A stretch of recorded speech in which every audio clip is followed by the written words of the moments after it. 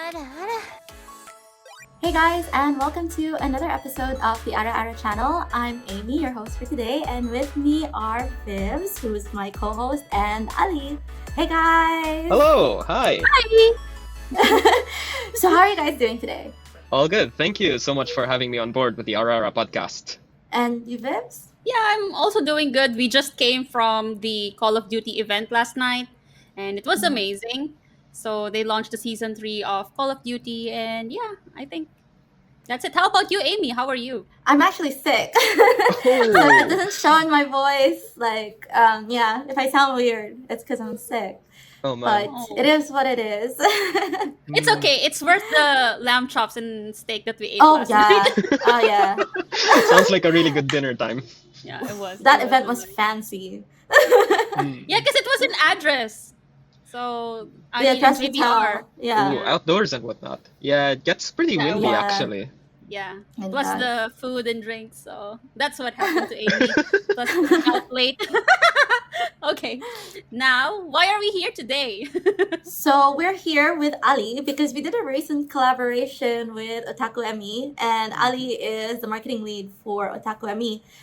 Is there anything you want to elaborate on in terms of what you do? Oh yeah. So hello, my name is Ali Alamar and I'm the marketing lead for OtakuME, the biggest one-stop hobby shop in the whole of the Middle East for Gunpla and hobby model kits. Or, you know, just a casual place where nerds and geeks can hang out. But yeah, so recently we had a collaboration with the Ara Ara Channel along with other influencers based in Dubai to run a contest, and you guys won actually by Yeah, a we long did. shot. A long shot. Like when we saw the numbers, every single one of the admins like jaw dropped. Like no way. Did you guys Yeah. not expect it? To be honest, the OtakuME Influencer Showdown was the name of the contest that we ran, and this was honestly like our first time doing a collab, something like this. I mean, we've done collabs before with other businesses and hobby brands, but as on an influencer level, I think this is more something that we've kind of like just dipped our toes into. So this was the first time we're kind of like testing the waters. We didn't really know what to expect, and we didn't actually know how it would go. We just wanted to get a shot out there, and oh my god, it was like so successful thanks to you guys. Thank you so Aw. Yeah. much. Well, you helped us a lot. Yeah, You thought of us in the first place. seriously, like Yeah. I remember our boss, Mr. Kais Sedki, really cool guy. He tasked me with like reaching out to different influencers and whatnot, and you know, you kind of like hear these popular names around Dubai. I remembered that you, Amy, and Vivs run the Ara Ara channel, and I was wondering because you guys have a really good reach in terms of the anime gamers and kind of like local community here in Dubai in the UAE. So Yeah. I want to get you guys on board and see how reaching kind of different audiences would play out, and amazing results, honestly. Thank you so much for having Thanks for us. And- trusting us in the first place. Yeah. Oh, I thank wanted you. to ask Amy actually, like, how was the experience? Because for us, like, we haven't really talked about the overall experience of how the collab was. Actually, initially, we didn't really expect anything as well. So we were in the same boat as you. You reached out to me, right? And you were Yeah, like, yeah. hey, we have this influencer showdown, yada, yada. And then we're like, yeah, but we have like 500 followers. But Not anymore. cool. Not anymore. But yeah, we're like, yeah, sure, no problem. Here's our media kit. And yeah, we'll see what happens. Whatever happens. Like we were just happy if me and Viz were talking. We were like, if we get one purchase, then like that's it. Like we're really happy that someone bought with our code, and that's it. Like yay! I think And So I it was was a telling Amy, I was telling Amy, is he really sure that he's inviting us? yes. No, honestly, because I think one of the main targets or objectives that we had for the influencer showdown was from a business standpoint, kind of like the way our business will grow is if we always gain a new audience. And currently, we're only attaining to those who kind of like know the hobby, but there's like a whole rabbit hole kind of like to explore along with this type of thing. So we kind of wanted to reach out to other audiences like gamers, anime fans, and honestly, like the Ara Ara channel was the first thing to come to mind because you guys are that audience. So of course, I wanted to kind of like grab your audience, but I wanted to give you our audience as well. Thank you so much for that, Ali. We do have a question though. Like, Sure. You obviously work at OtakuME, and like I think to even work there in the first place, you really, really have to be into the hobby. Like, you can't just pick a random person and be like, "Yeah, we have an opening. Like, you can try." Come on board. Yeah, On you know, board. like it's a funny story how I got hired actually. So it was back in 2016, and it was at Comic-Con. Yeah, a bit of backstory. I was watching Gundam, as you do, and I discovered an ad for Gundam model kits, and I wanted to look more into it. I was like, hey, can I start building Gundam model kits? And I looked at sources for Gundam model kits here in the UAE, and there was only one shop that came to mind, which was OtakuME. I found their Instagram page, which was extremely small at the time. I think it was like 400 or 500 followers only. And they used to do a thing. Well, it was only the boss, Kai Sadki, who was kind of like posting every now and then. And he used to like post these builds, post kind of like this trivia thing. And I always used to get the trivia answers correctly, like every week, to the point where he would start tagging me and it's like, hey, can you get this one right? And then, yeah. And then Comic-Con rolls around and I meet with him in like full cosplay, by the way. So like I'm there like loaded up with face paint and like horns and whatnot, and I'm like, hey, I'm True Alamar over on Instagram. It's like the boss comes up, it's like, oh, do you want the job? I was like, yes. And just like that. Yeah, just like that. Amy, now we know. Now we know how to get the job. It's like, yes. And then he invites me over for an interview, and the interview wasn't just like casual thing, because I think he had a pretty good idea of how much of an in-depth Gundam nut I am. Where like he didn't ask the typical interview questions, or like what's your work experience and what else. Like he trivia'd me on like Gundam specifically, to the point where he gave me a Gundam part and he said, what kit does this belong to? And I got it like in 3 seconds. And he's like, you're hired. Done. Ali, you're insane. I don't know where this knowledge came from, but you're insane. I am. Yeah. But to me that's a compliment. Yeah. In a good way. In a good way, in a good way. No, but like, how did this hobby start though? So I was building Gundam model kits, and I actually started out with Gundam and hobby kind of like in my high school days, because it was actually my mom who got me into it. So I did kind of like was watching Gundam at the time. I was like researching all this stuff about Gundam models, and I told my mom, like she saw me super excited one day. I said, oh, like watching Gundam, this anime, and I found out there's model kits and whatnot. I topped my high school class in a subject, and as a kind of like a reward, she got me my first ever Gundam model kit, which was like horribly built. And Is it the RG78? No. This was way before real grades.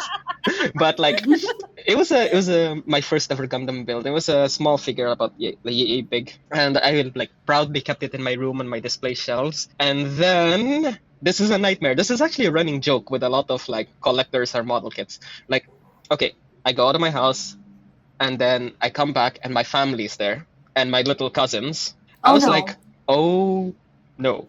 And then I saw the Gundam model kit like missing from the top of my shelf. They come up to me, and I see them hold like one of the pieces of it. I'm like, where's the rest of the figure? And they said they threw it out the window because they thought it could fly. From a 4-story apartment building, mind you. Holy sh! They're kids, so I couldn't get too mad. But it did feel kind of like pain. Yeah, it was like my heart sank for a moment. But at the same time, it sank deeper. It opened the floodgates, actually. I was like, okay, here we go. 1 model, 2 models, 3 models, and now I've lost count. and But ever wait, since did you started with Gundam, or is there anything else that you were interested in building? Or I actually started out with the Gundam anime, and then that kind of like led to model kits. And there's an even interesting like funny story on like how I started into Gundam. I think if you pretty much ask anyone outside of Japan what was their first Gundam series, if they've ever watched, they'll probably say a couple of like shows from the 90s or the early 2000s, something like Gundam wing, I know is a really good start for a lot of people, especially Filipinos, kabayans. And then, hey! Hey. And then, like, G Gundam. But for me, I think because I was a baby, the starting point was actually 2002 Gundam Seed. Was the first. My boy, you're my first, guy. yes. Gundam Seed best.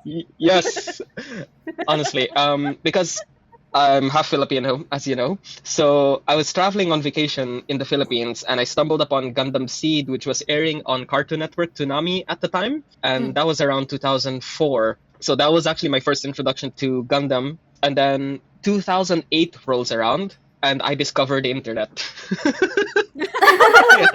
And you're watching in parts. Yes. You know, kind of like on YouTube, they used to like upload like digital copies of like episode so and so, part 1 out of 3. Like, Yeah. okay, here we go. That led me on to watching model kit videos and collections, and then I sort of like started to dig, and eventually I found myself in this rabbit hole of the hobby. And you couldn't get out. No. No. And you'll never get out. Wait, yeah, exactly. But wait, I just wanted to ask something, because obviously for our audience, they probably don't know how Amy and Ali are friends, because technically you guys were connected even before I knew about Ali. So what was the backstory? Were you guys schoolmates or something? And you also mentioned that you're half Filipino, so again, probably the audience doesn't know that. The way I What's the met backstory? Amy, I think our first time was at We the met cafe, at no? Moto. Yeah, at the cafe. Through a mutual friend of ours who's also like half kabayan. Half kabayan. Exactly. So what was happening at that time was we had all resigned from our job. Wow.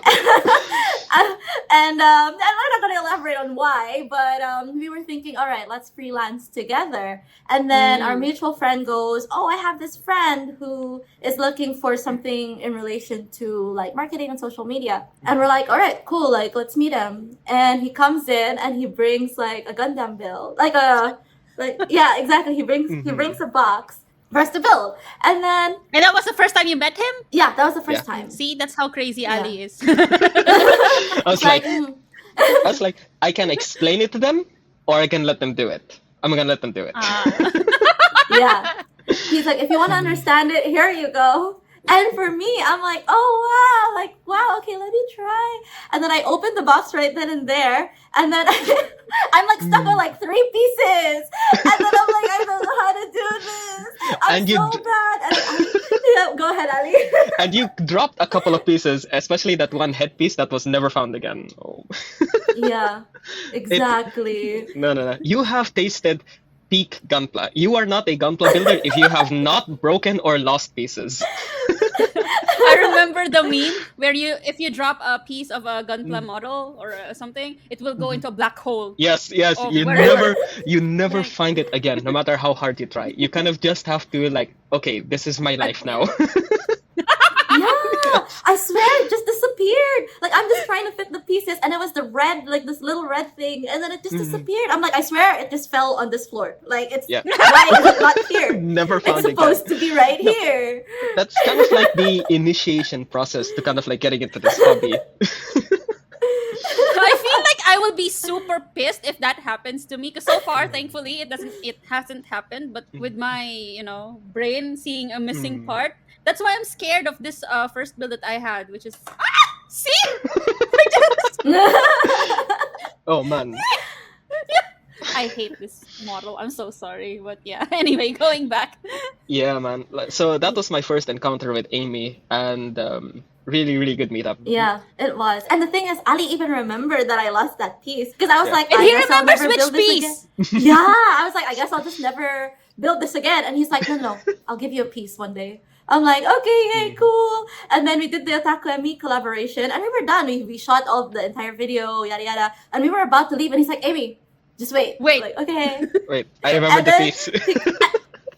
Yeah, and then like the store was literally closing, and then he comes and he's like, this is your missing piece. I'm like, oh, he remembered. No, because that piece, so it's, when you look at the Gundam design, they're typically known for having these horns. They're called horns, V-fins, or the Japanese would call them blade antennas. They're one of the more smaller and more thinner pieces of a whole model kit, so they're quite fragile. So they're very easy to lose. They're very easy to break. So it was like very easy for me to recall which piece Amy had lost. I was like, here you go. Please don't lose it. Don't use Yeah. that as an excuse, Ali. We already have proven many times that you're insane. But anyway, Yeah. So I was like Amy, kind of like at one point, haphazardly building model kits, kind of just like throwing it out there.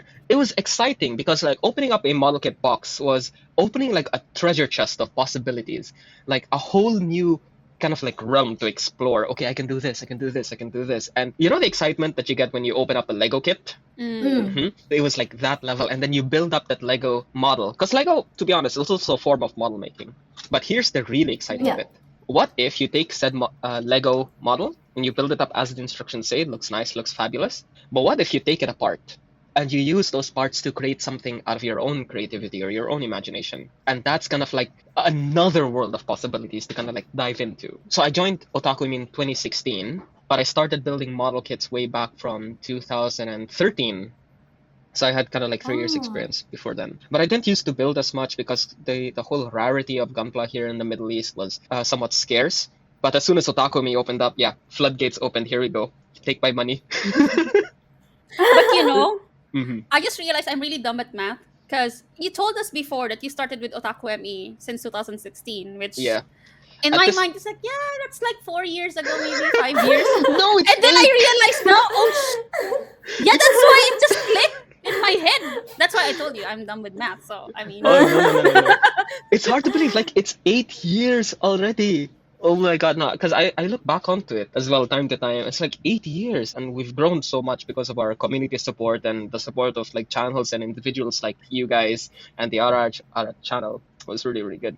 So what I do at OtakuME is I build models, but more importantly, I teach people. So if you viewers are ever at the OtakuME store, hit us a message, and I'm probably going to be the one replying to them. I teach airbrushing, painting, model making, and for me, that's already like a really job perk, because I say it's very hard to find a dream job, and it's even harder to find a hobby that is your job. you know, Yeah. I wanted to ask you something because, like, as you have mentioned, I forgot that exact saying, like the one that says, if you're working for your passion or your passion is your work, you won't get tired at any day in your life. Do you feel that? I feel that, let's say, for example, for streamers, right?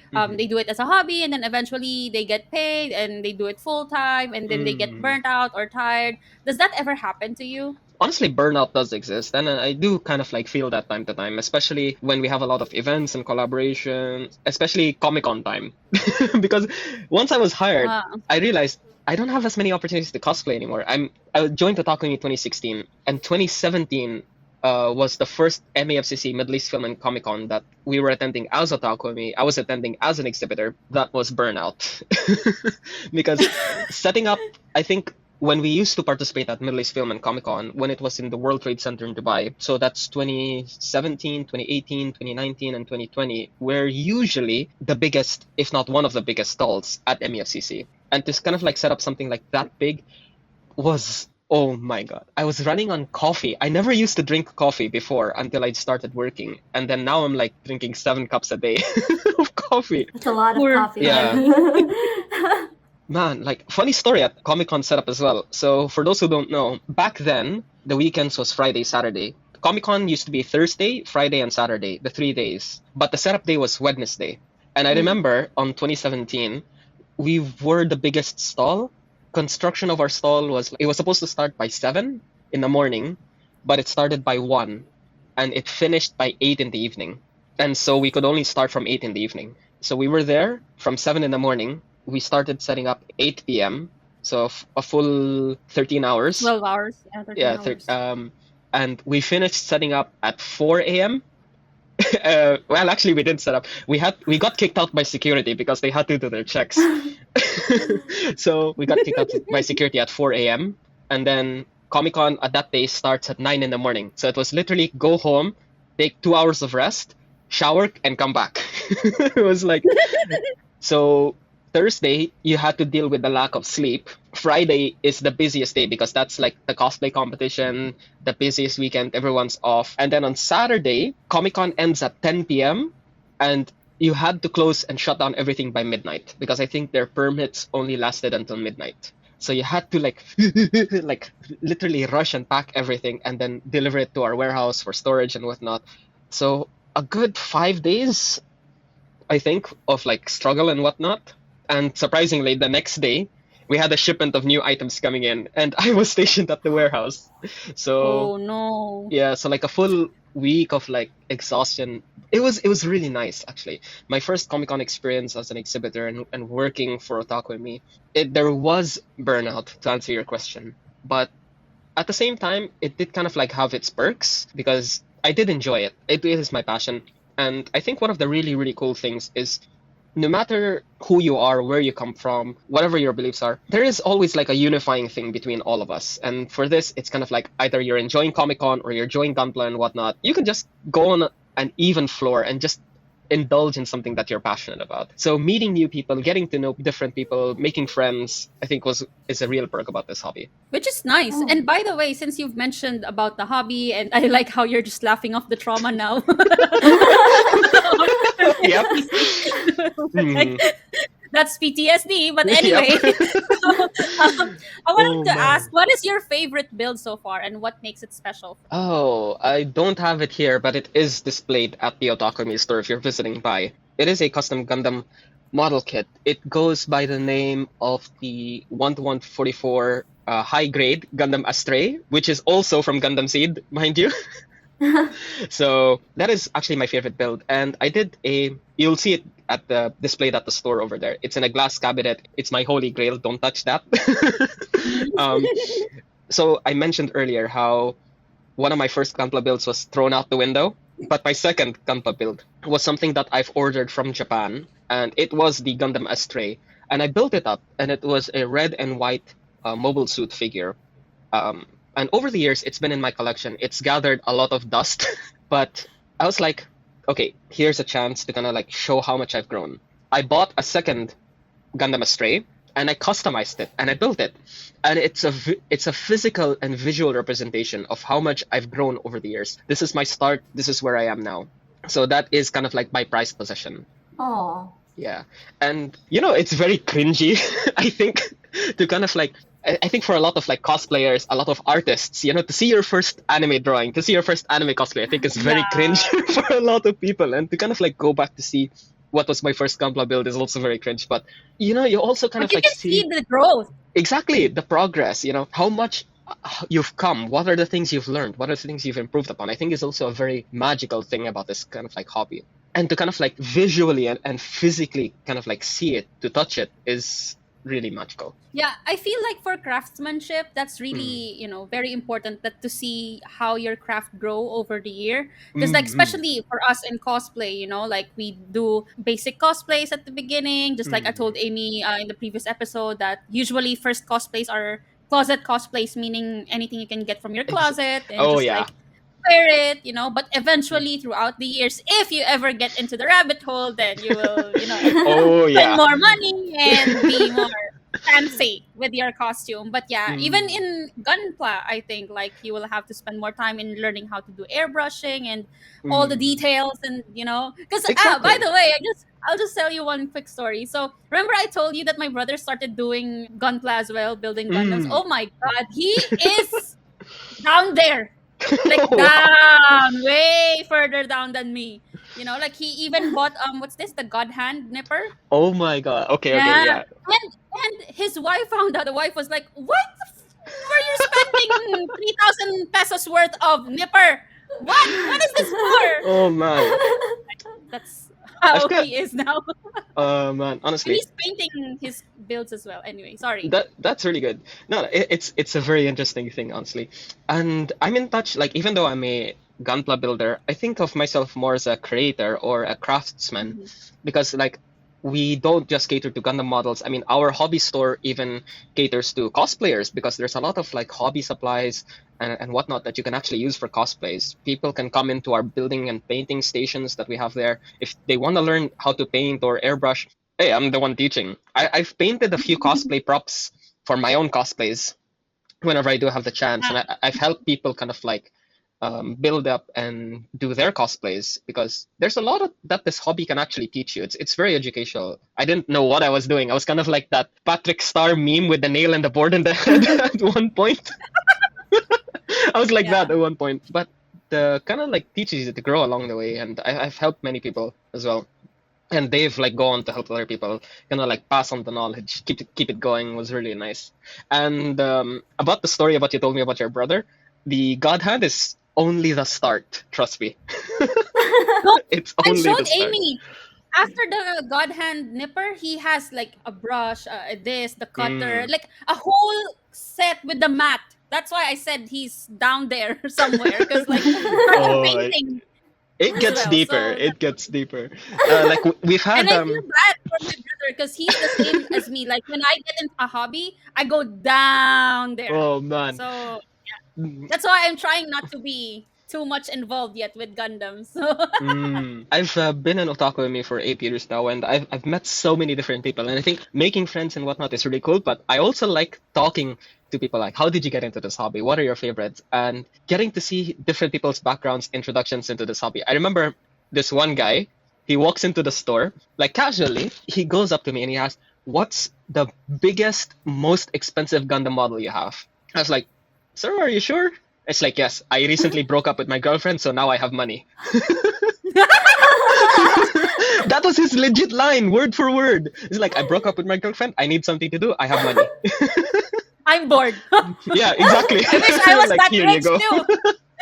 Oh man. You also kind of like meet different people and whatnot. I've met a couple of like really good celebrities. I think one of the people that I've taught airbrushing to was Yusuf Abdul Bari for Dubai One News. He's also a very avid Gunpla fan. Whoa. This hobby and this thing will surprise you. Amy, do you see yourself getting into this rabbit hole?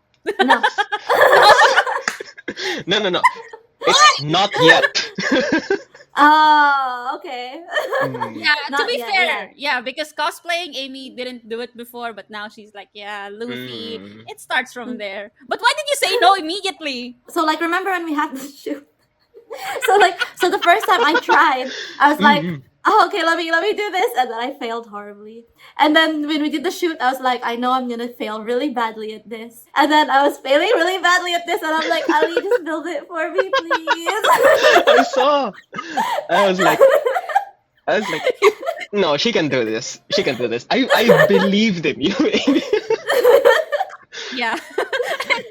Amy was pretending that it's just part of the skit that we're doing, but in reality, she really needs help. I took hours to build something for 8-year-olds. Nah. Well, you built it better than your first one. I'll tell you that. Oh, that's true. That's true. Mm. The little things. Yeah, but I remember Amy's Gundam doesn't even have a head on. She was filming it, and I was like, "Girl, where is the head on Where's her that? model?" It's like, "Oh yeah, I didn't notice that." Ironically, it's also the same piece she missed on the first build. Yeah. What's with you and the head, Amy? I don't know. I was Anyway, gonna make a joke, but it would be too dirty, so never mind. we can No, have no. it cut. Just tell us. We can have it edited. Okay, going So- back, Amy. Ali, how do you see? Because like you mentioned, like so many people have started to like really love the hobby. Like the floodgates pretty much opened once OtakuME opened up here in the UAE. Like, how do you see this hobby evolving? Because now we started out really small. I remember we starting out like when I joined OtakuME, it was something like 400, 500 followers. And now I think on Instagram at this point, we're almost at 17,000. And over on Facebook, we're at like almost 50,000. As I mentioned, I work more on marketing.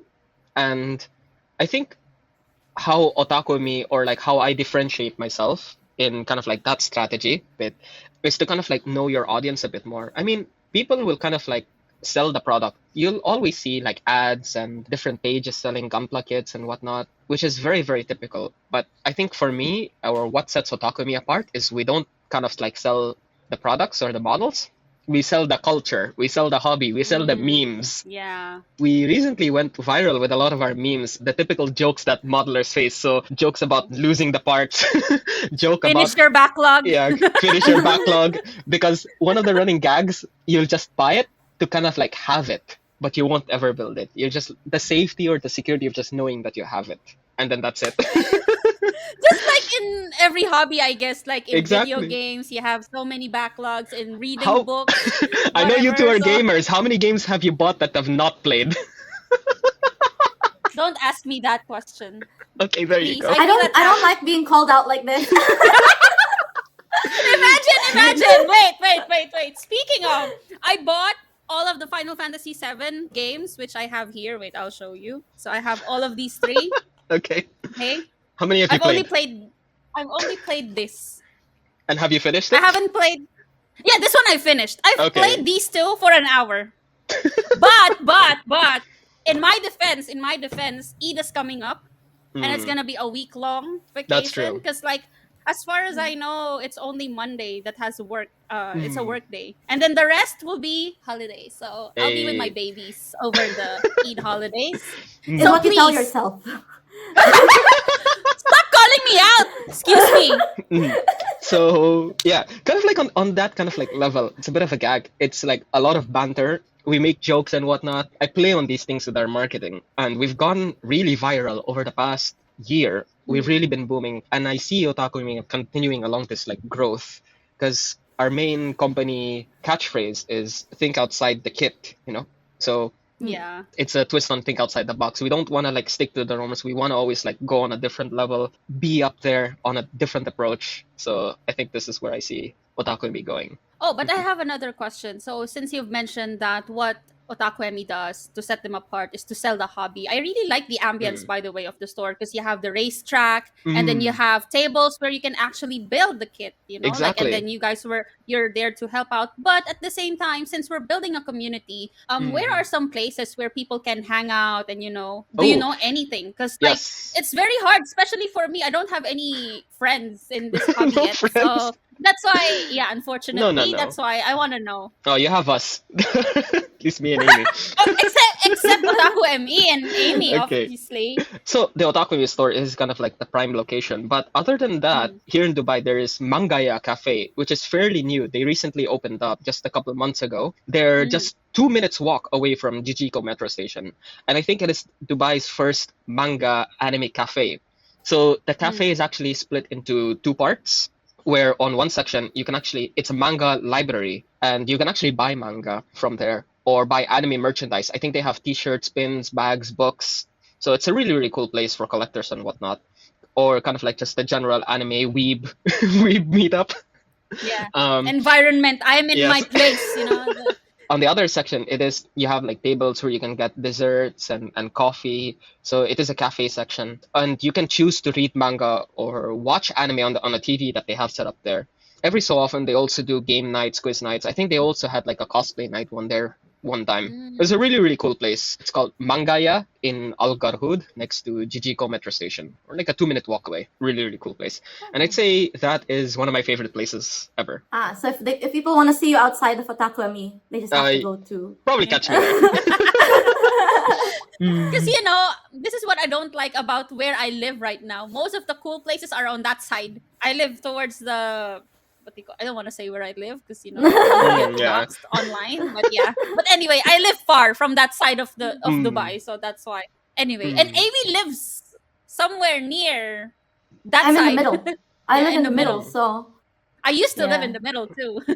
That got me also kind of like thinking the recent collaboration we had with OtakuME and the Ara Ara channel. I wanted to ask you guys actually. So, of course, we went into this blindly, not knowing how things would go. But I think main objective for the Ara Ara channel was to kind of like grow in sales with the discount code that you guys had. But I was very keen on how you guys would market Gundam model kits, and that got me thinking, which is a question I wanted to ask you guys. Were you familiar with Gundam or Gunpla before this collaboration? Who Yeah. do you want to answer first? I'll go first. Okay. No, I was already like familiar with it. I mean, like in Mm. general, right? Like you said, there are so many different builds. There's like Lego, you have Warhammer, you have all of these custom building modification. And then Mm. of course, like you said, there was Gundam Seed back, Yeah.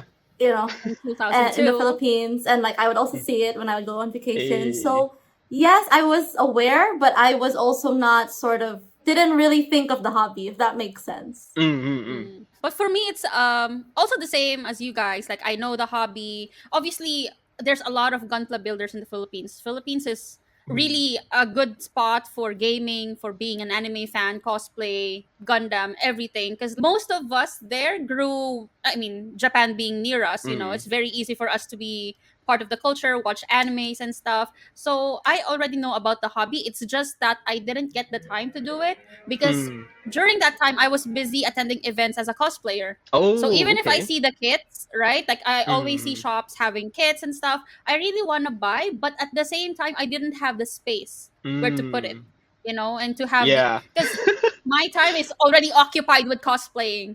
So that's why I didn't get the time, but now I still don't have the time actually. But yeah, I mean, what I like about the hobby is that you really have to be focused, like building stuff, and you can easily see the fruit of your labor.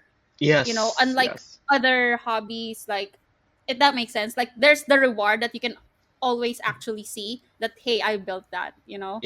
So yeah, Uh, I feel like that's the fun part. I think you and I are a lot similar, Vibs, because we're both cosplayers and we're both like Mhm. model like enthusiasts and gamers and whatnot. So Yeah. there is a lot of like similarities between cosplaying and model making with Gunpla. You build your own crafts, you indulge in something you love, and then you complain about the uncomfortability, the no money, the no time, the no space. There's a lot of Exactly. similarities there. Yeah. But Yeah. like aside from your hobby, which is obviously Gunpla, and it's also your job, you mentioned that you also love anime and cosplay. Yeah. So, what is an anime that you're currently watching? I'm on pause at the moment, Ooh. but just before my pause, I used to watch another anime. It's also mecha, by the way. It's called Path Labor. It's actually one of my favorites. I put it in my top 3. Okay, besides Gundam, I would say number 1 is Path Labor. Number 2 is Cowboy Bebop, and number 3 is Samurai Champloo. Ooh, Amy's yeah. tastes in anime is Yeah, almost that the is my same. taste. Ooh, interesting. So Path Labor is also a mecha anime, and it's mecha, but it's more on slice of life, actually. It's made by a very, very small team. I think only 5 people were on the team who created Path Labor.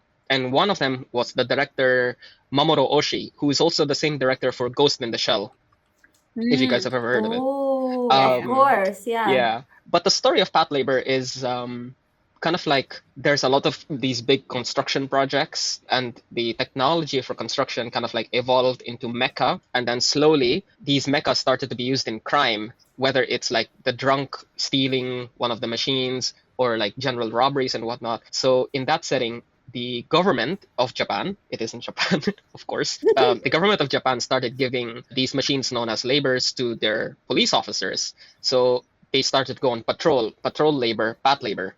Well, that's where the name comes from. And it is a slice of life anime. It's less about mecha fights or mecha crime, but when it does happen, it's like really hilarious. You follow the team of misfits, and one of the main characters is actually a female pilot by the name of Noa Izumi, who is this like bubbly-headed personality. She reminds me a lot about Amy, by the way. She has this like no. I mean that in a good way. She has this like bubbly, kind of like innocent personality, but she has a lot of like these failures, but you kind of like learn to respect her as she overcomes those failures. So there's a couple of scenes. So for example, one of the most slice of life scenes was an entire episode of like no mecha fights, no battles. It was a scene at the police HQ where they were like really hungry, and Noah volunteered to go get food. So she goes through the different sections of the police department asking what everyone wants to order. You get to meet a lot of these like no-name kind of like sideline characters who have finally been given a name, given a backstory. And she goes around collecting all these orders, and then once she's ready to order, she completely forgets what everyone ordered. Oh yeah, that is so me. Yeah. That's And then me, for there was another scene that I remember. The elite division of the police department is on an away mission, and it's kind of like up to this team of misfits. They've been given the responsibilities of the first team, and they were like, oh, more work. And then they were like groaning and complaining, and this like kind of like hot-headed brute by the name of Ota, he says, what are you complaining? It's up to us to safeguard the city. And then another character, Asuma, is like, who's gonna safeguard our human rights? In the Force, you have none. I love how you do the voiceovers and everything. Yes. The dedication is there. And then there was another character, Shinshi. He's like, oh man, all this extra work, it's really bad for my marriage. I've only been home 3 times in the past month. And then Ota again complains, that's what you get for being hitched. Yeah. And it was so relatable because I can't tell you the amount of times people have told me, Ali, when are you getting married? Or Ali, don't get married. Like, enjoy life. Enjoy life now. Yeah, no, love life kind of interferes with whatever you have to do. It's like what that guy who came in said The to you, most right? expensive It's like, compliment. I broke up with my girlfriend. Now I can do Gunpla. Yeah. Yay! I have the money again. Money So- and time. So it was Right? very, very relatable anime. Very slice of life. Very mecha. I loved it, actually. The thing I appreciate about anime is open to a lot of interpretations. And everyone's like on their own thing. Whether you love fantasy, whether you love like realism. But for me, I personally hit more on kind of like extended reality. So being in the world of like realism, but what ifs or at a different time period, like futuristic sci-fi kind of like thing, but being grounded, I think, what really attracts me. Since you've mentioned as well that you do cosplays, what are the cosplays that you have done so far? Oh man.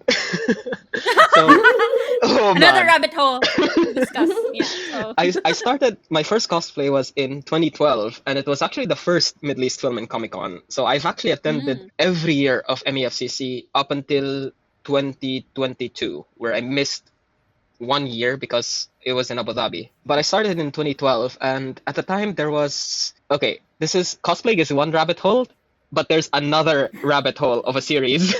It was actually a webcomic called Homestuck, and I'm not sure if you guys are familiar with the name, but Homestuck, if you I know. know. Oh, okay.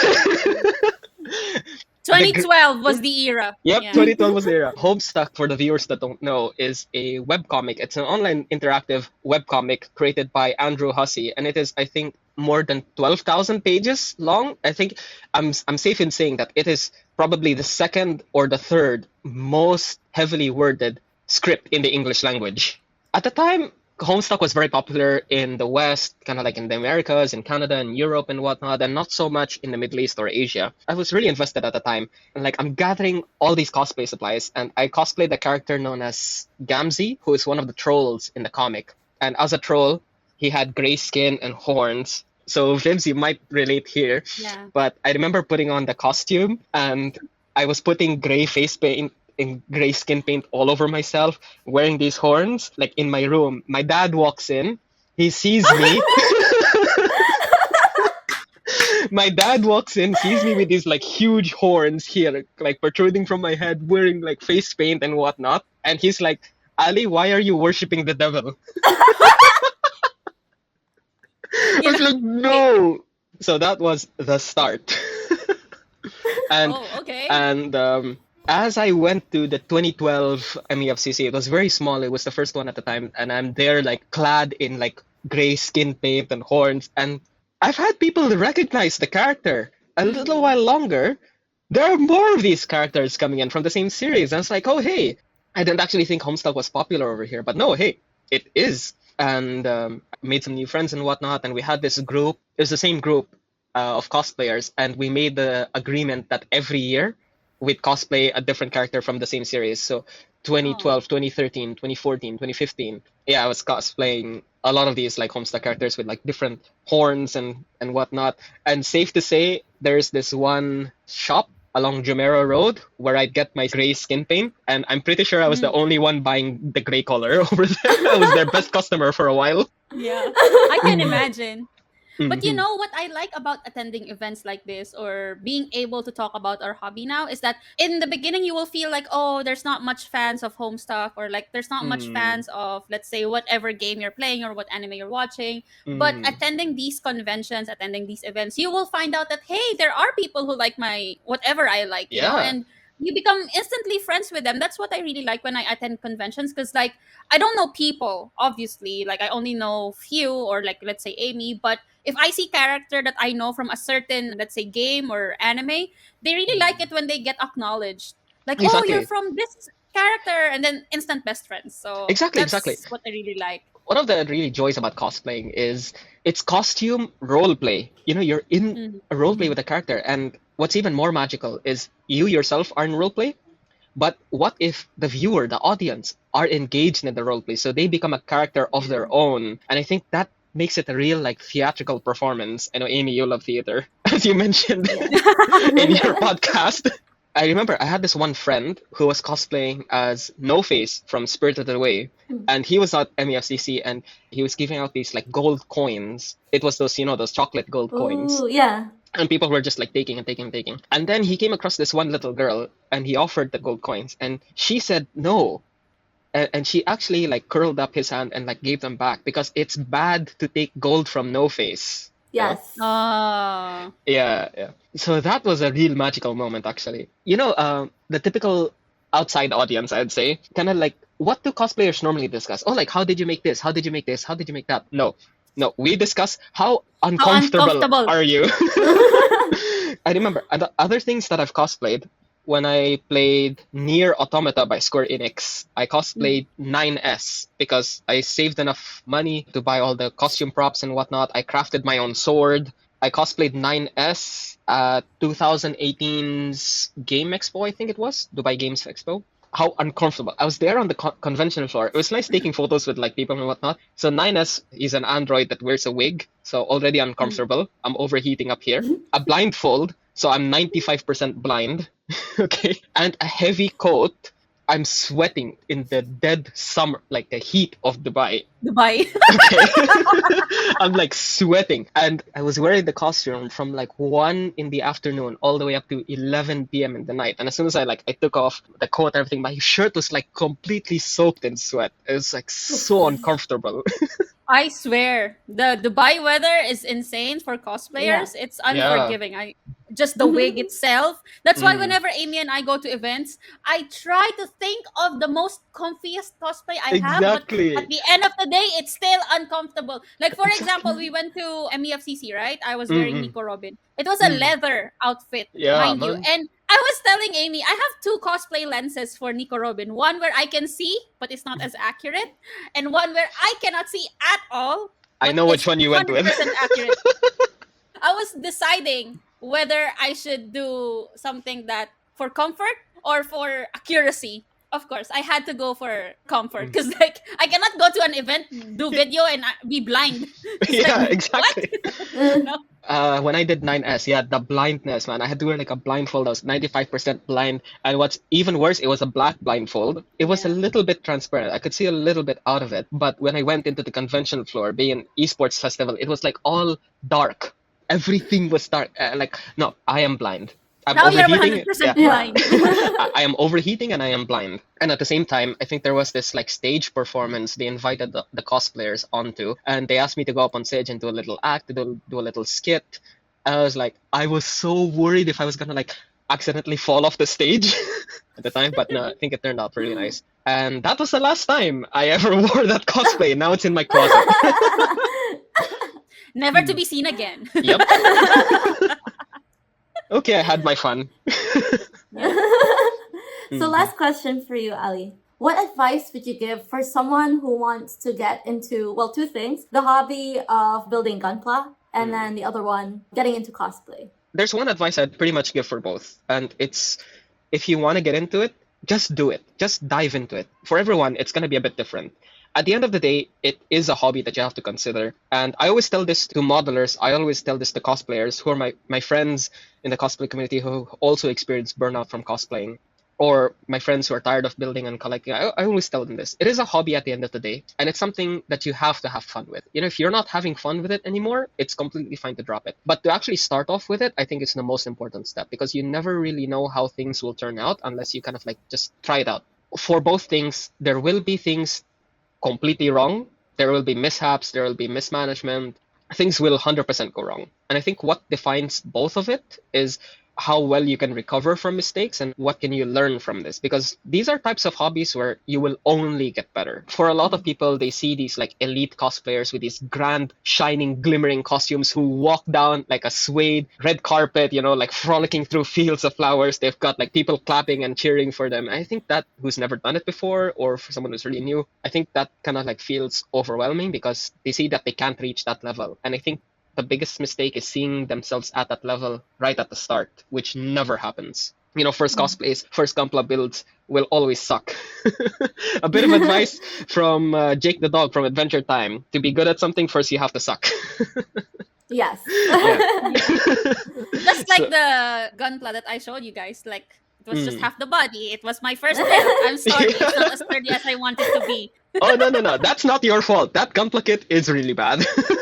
To the point where now Bandai is actually making a 2.0 version, a revive version of that. Because they know how bad it is. Okay, no, but like, yeah, going back, I think the best advice is just kind of like start. And because everyone is different, everyone has different capabilities and skill sets, kind of like see what works best for you. Because something that works best for someone else may not necessarily work for you. I think that's also a mistake that a lot of newbies or a lot of new people kind of like have a mistake of getting into a habit into. They don't realize what they're capable of. So first, dive into it, see what your skills and capabilities are, and then working within those capabilities, I think is going to get you a really good result. For me, for example, living in Dubai, you know, you have to deal with the heat. And then me being kind of like not having as much of a high budget at the time, I kind of also had to go with cost and cosplays. But I did make one of a really, really accurate Carcat cosplay from Homestuck. And I'll share photos, or you can actually check them out on my Instagram or on my Tumblr, which I have closed off right now. Tumblr. We don't talk about Tumblr. Tumblr. Okay? Let's not, Yeah. please. Hard But, to remember what that is. Like I was born in 2005. That's a part of our lives that we don't talk about here, Ali. Okay? Okay. But yeah, just get into it, honestly. I just got flashbacks of my Tumblr days. Oh my God. I'm sorry. Anyway. All right. So Ali, do you have anything that you want to plug? Anything that people can follow you at? Oh yeah, so I am True Alamar over on Instagram, or you know, just catch me on OtakuME. I'm more active on Instagram nowadays than I am with any other social media platform. I think that's very common for us who are Yeah. living in the UAE. We barely use other platforms. But yeah, anyway. What about you, Vips? Anything you want to plug? As always, follow me at Viv's Black Mage. And guys, I don't know, I keep saying this, but I really want to go back to streaming. Let's see. So just follow me on Twitch at Viv's Black Mage. Who knows? And by the way, guys, join our Discord server. So we do now have a Discord server, although it's very new. There's not much people yet. So if you can invite people to join there and hang out with everyone, even Ali is there. So just chat with people with the same interests. And for me, you can follow me at Just Anything on Instagram. And don't forget to follow us on all our socials at the Ara Ara Channel. Right? Thank you so much for coming today, Ali. Thank you Really guys for having me appreciate on board. No, honestly, it's an honor to have a spot on the Ara Ara channel. I'm really honored. Thank you guys. Aww. Thank you. So see you guys next week. Bye. Bye-bye.